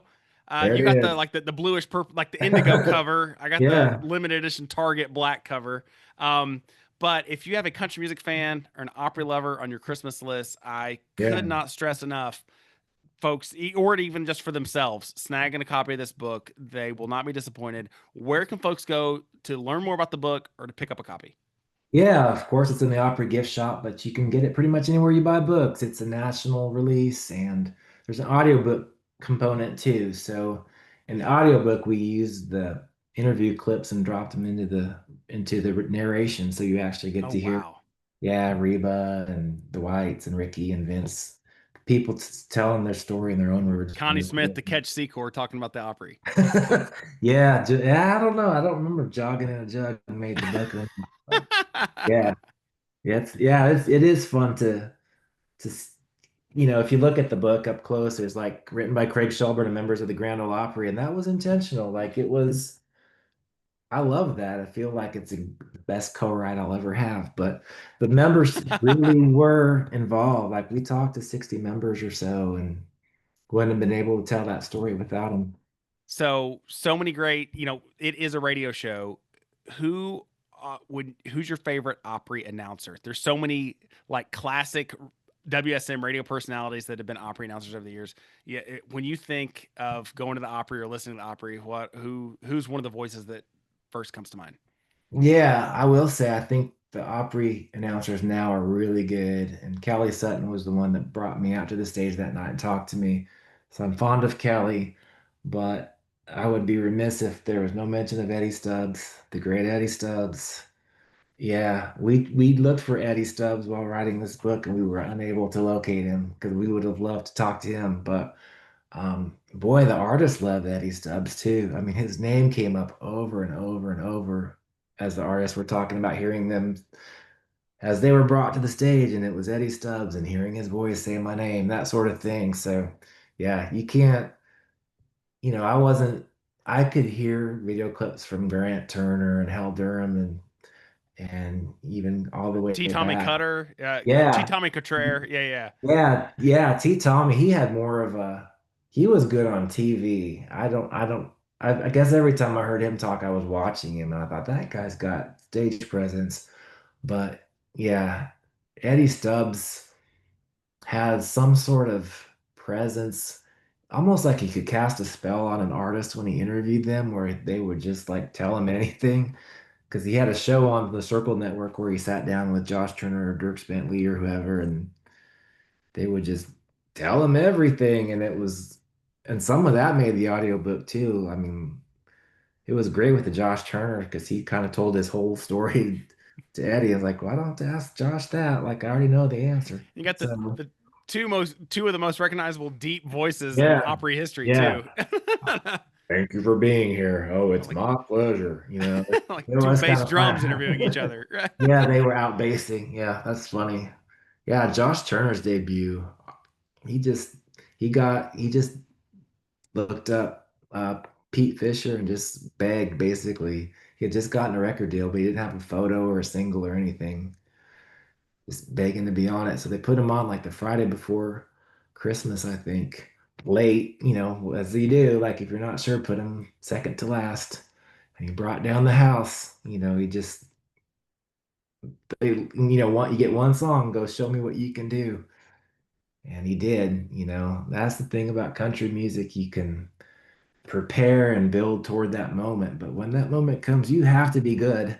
You can't wing it if you're getting brought out to the stage of the opera. You can't just go out there and be off key or not know your song. So yeah, he did not squander that opportunity.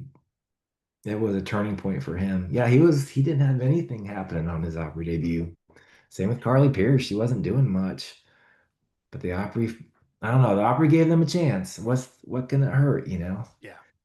So I give Pete Fisher a lot of credit. I hope it comes across in the book because he's kind of a controversial figure confidentially, but I just think he made a lot of good decisions, in my opinion. One last question, Craig, Sure. and I'm sure this is hard, especially as long as you've been in Nashville. What Hmm. is what's one of, I guess it'd be hard to say your all time, but what's one of your favorite Opry memories? As far as Yeah. attending, being backstage, whatever. What's one of your favorite Opry memories or a standout highlight? Yeah, that's a good question. So, like, I grew up watching it, and I just never, as a kid watching, I never even would have thought I would move to Nashville. It never crossed my mind. And then I've always just loved the Opry. And so when the book came out, they asked me to be a guest announcer on the Opry and to bring out a band. And I thought, no, I'm not ready for that. I don't think I can do that. And I had to really talk myself into it. And And I had this little script, and I just practiced to myself in one of the Opry dressing rooms over and over and over. And I went out there and I did it, and it felt like, wow, I can't believe it. I got to do this and be part of the show that night. And my parents were in the house, and like a bunch of friends bought tickets, and I could hear them screaming for me in the back of the Opry. And it's like, this is way beyond anything I could have ever imagined, but I can now understand why artists want to come back over and over and over because it feels so good up there. And I've been fortunate to do it a couple times after that, and I'm not nervous anymore. It just feels fun to go up there and talk about this book and the experience and the show and just share that moment with people who love the opera as much as I do. 100 years, the Grand Ole Opry needs to be underneath every Christmas tree and Yes. needs to be on every country music lover's bookshelf all year long. Craig, thank you so much for the time. Thanks for this wonderful Yeah. book. And where My can folks pleasure. go to keep an eye on you and your writing? Do you have a website that people can check out, or a Facebook page that they could follow, or just keep their Um, ear to the ground in the world of country music? yeah, you could just come on my Instagram, which is at Craig Shelburne. And I do have a book coming out next year with Good. It's no probably it. opera I singer. think it's the one I know about, and it's been a long time coming. No, actually, it's a different one. Different one. Yeah, you'll see that singer's picture as you look through this book. But yeah, that'll Oh, get that announced. narrows it down to about 300, right? Yeah, there we go. Yeah, that narrows it down. So, yep, I'm excited to announce that we'll catch up again when that happens because I know you'll be liking that book as well. Yeah. Craig, thanks for the All time. right. Thanks for joining us Sure. on Real Roots Radio. All right. You bet. Anytime. See you later.